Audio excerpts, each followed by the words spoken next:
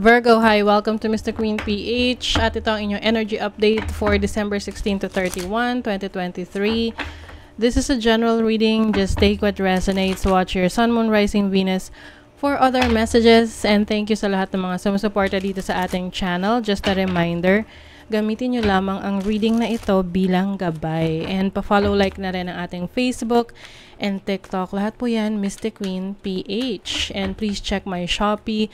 Available ang mga protection and prosperity items, zodiac sign bracelets, and many more. Link on the description. Ayan. And if you are interested in money bowls, available din to sa aking Shopee. Link on the description.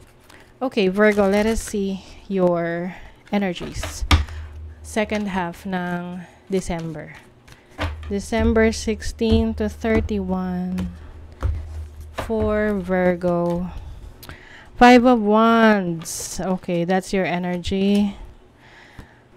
Some of you, maaring magkaroon ng misunderstanding, conflict with someone. Parang meron kayong ipaglalaban. Oo, hindi nyo hahayaan na kayo ay i-take advantage ng iba or i-bully. What is the 5 of Wands? Pwedeng sa family to eh. Oh, 8 of Cups. Wow. So, some of you, Virgo, meron kayong mga iiwasan. Yung mga toxic na tao sa buhay nyo. You may be cutting off connections with them. But for some of you, iiwas na lang kayo. Kasi lalo na kung alam nyo na walang pinatutunguhan yung pag-uusap. Oo. Minsan kasi ganun eh. Parang kahit anong idahilan mo na sa kanila, lagi pa rin sila yung tama. And for some of you, you will choose to just leave that situation. Kasi mas stress ka pa. Anything that is parang masyado ng magulo, maingay, yan. Iiwasan nyo yan. What is your challenge? The Queen of Cups. What is the Queen of Cups? I think, yung iba sa inyo, Virgo, hindi kayo nakakapag-express ng emotions ninyo.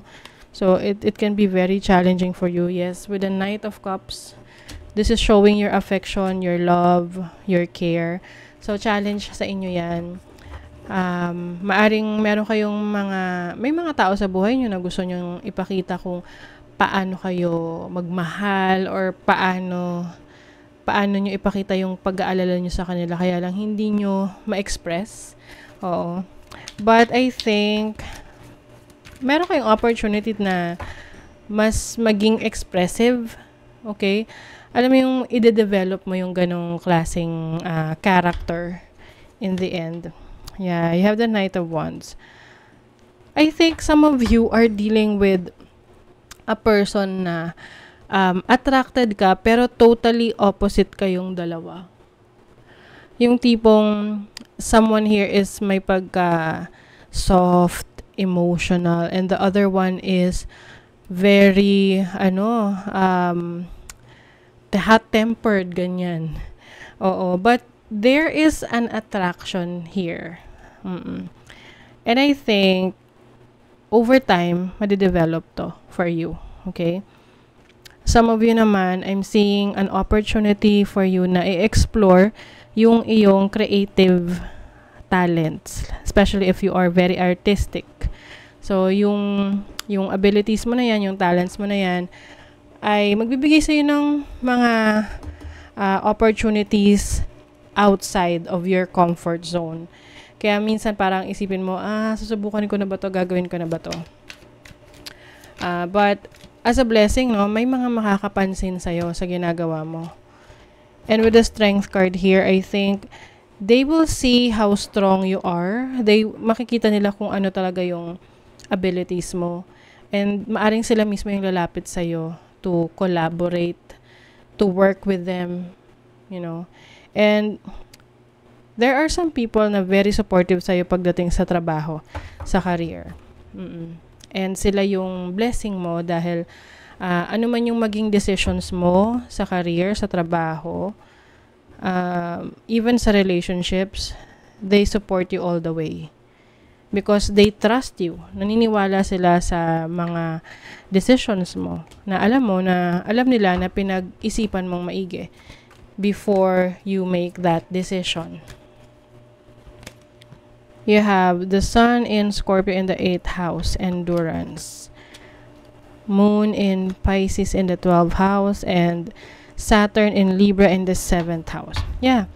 When it comes to relationships, connections, alam mo kung kailan ka magsistay, alam mo rin kung kailan ka aalis. Oo. For some of you, you are, parang sa hirap at ginhawa no? As long as alam mo na faithful sa'yo, yung tao na yon, hindi mo siya pababayaan. And, merong mga transformative energies for you. May mga changes sa'yo. May mga pagbabago sa'yo. Na kahit na nagbabago siya, kaya mong sabayan yung pagbabago na yon. And I think meron kang deeper understanding, no? Higher knowing, inner knowing, yan, na itong mga pagbabago na to ay nangyayari dahil nililid ka sa bagong experience, nililid ka sa bagong chapter ng life mo. So, meron siyang spiritual explanation dito.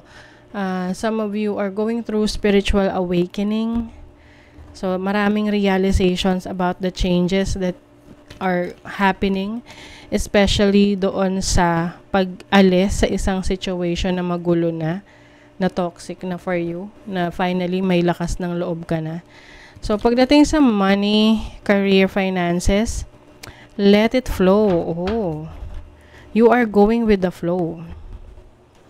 Parang hindi mo igagawing big deal if there are some things or plans or goals mo na hindi mo pa mamimit, as long as alam mo na you are doing your best to make it happen. And parang kasi yan, may mga bagay na pinaplano tayo na gusto nating ito yung mangyari, and then hindi siya nangyayari. And iba yung nangyayari. So, it's like, parang sinasabi ng universe na, hindi kasi yan para sa'yo. Hindi yan makakabuti sa'yo. There is something better. Ganon. So, you will meet someone like a mentor sa career mo, sa trabaho mo, sa business mo, that will help you grow. Some of you will enter a business. Tutulungan ka kung paano mo mas mapalago yung negosyo mo.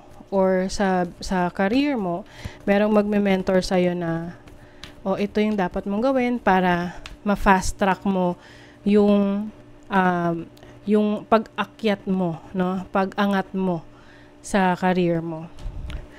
So, sa relationship, may passion, may twin flame, may codependency.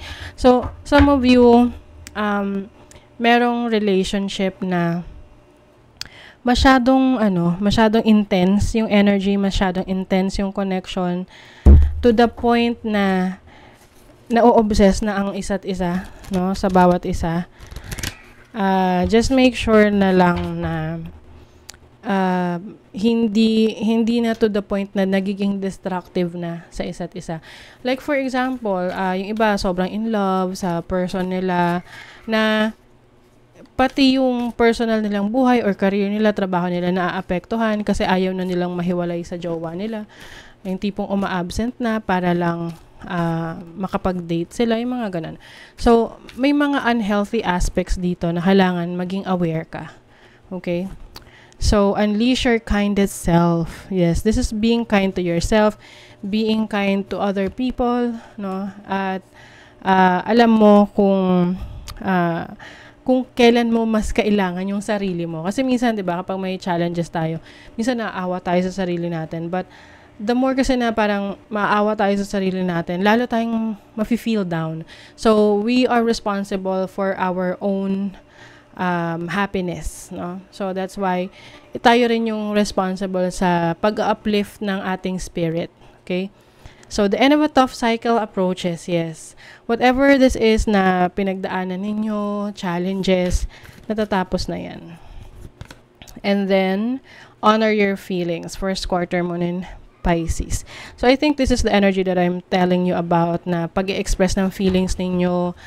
Minsan kasi we hide our feelings para hindi na tayo maka-apekto sa ibang tao. But sometimes, ganun talaga. Minsan kailangan talaga nating maglabas ng sama ng loob or mag-express ng feelings para mas maintindihan tayo ng iba. Hindi sila mag-a-assume sa kung ano yung totoong nararamdaman natin, 'di ba? So, let's see what else for Virgo. You have the first house, which is about yourself. You have Sagittarius and the North Node. So, I think you will be focusing more on yourself, Virgo. You will learn more, explore more, mas magiging curious ka sa mga bagay na gusto mo pang matuklasan na related sa destiny mo. Kasi gusto mo mahanap yung life's purpose mo. Okay? So, that is your reading, Virgo. Kung nagustuhan nyo ito, naka-resonate kayo, mag-comment kayo dyan. Like, share, subscribe para lagi kayo updated sa ating mga readings. Thank you so much, Virgo. See you again.